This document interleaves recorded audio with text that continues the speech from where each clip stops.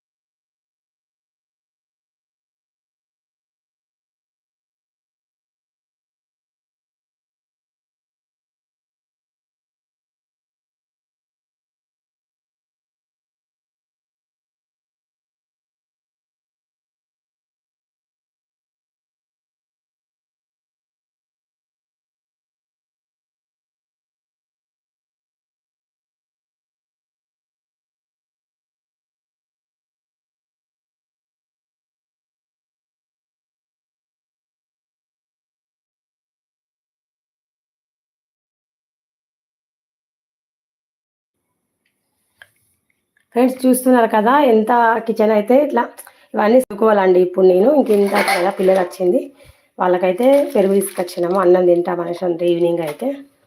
ఇంకా మార్నింగ్ అయితే మనము పెరుగునైతే తోడుపెట్టుకున్నాము. ఇంకా ఇది ఈవినింగ్ అట్లా రెడీ అవుతుంది, నైట్ కోసం అండి ఇది.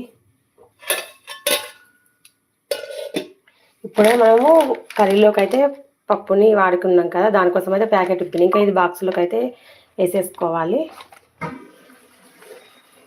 ఇంకా ఫ్రెండ్స్ ఈ విధంగా అయితే మన కర్రీ బాయిల్ అవుతుంది. ఇంకా కొంచెం బాయిల్ అయిన తర్వాత అయితే కొత్తిమీర యాడ్ చేసుకుంటాము. ఇంకా దీనికైతే చపాతీ చేసుకుంటాము దీనికోసం. ఫ్రెండ్స్ ఈ బాక్సెస్ అయితే రీసెంట్గా తీసుకున్నా, బాగున్నాయా? ఇవైతే మొన్న తీసుకున్నామండి, ఆన్లైన్లో తీసుకున్నాము, బాగున్నాయి. 6 పీసెస్ అట్లా తీసుకున్నాము. కాకపోతే పెట్టుకోవడానికి అయితే ప్లేస్ లేదు. ఇంకా ఇలానైతే ఇట్లా విండో వచ్చింది ఇక్కడ కిచెన్లో. ఇంకా అక్కడైతే ఆర్గనైజేషన్ అయితే చేసుకున్నాను. ఈ విధంగా ఇలా అయితే నేను సామాన్లు అవి అయితే వేసేసి పెట్టుకుంటాను, గ్రాసరీస్. చిన్న కిచెన్ అండి మాది, చాలా చిన్నగా ఉంటుంది. ఇంకా ఏదైనా ఉంటే ఈ విధంగా అయితే మూటల కింద కట్టేసి అయితే పైన పెట్టుకుంటాను. ఇంకా ఈ విధంగానే వచ్చినాయి సెల్ఫ్స్ అయితే, ఇంక ఇట్లే పెట్టుకుంటాను. ఇందాకైతే ఇక్కడ నుండి ఒక డబ్బానైతే తీసుకున్నా, దానికోసం అయితే ప్లేస్ ఖాళీ అయింది.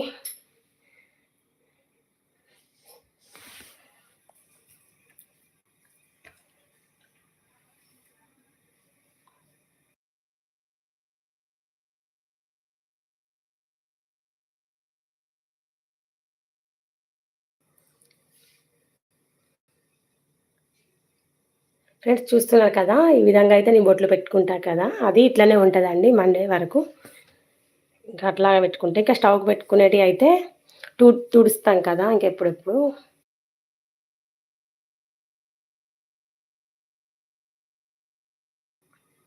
చూడండి ఈ విధంగా అయితే ఆవిరి వస్తుంది, మన బాయిల్ అవుతుంది కదా, దీని నుండి అయితే వేడి వచ్చేసి ఇట్లా వాటర్ అయితే వస్తున్నాయి, చూస్తున్నారు కదా.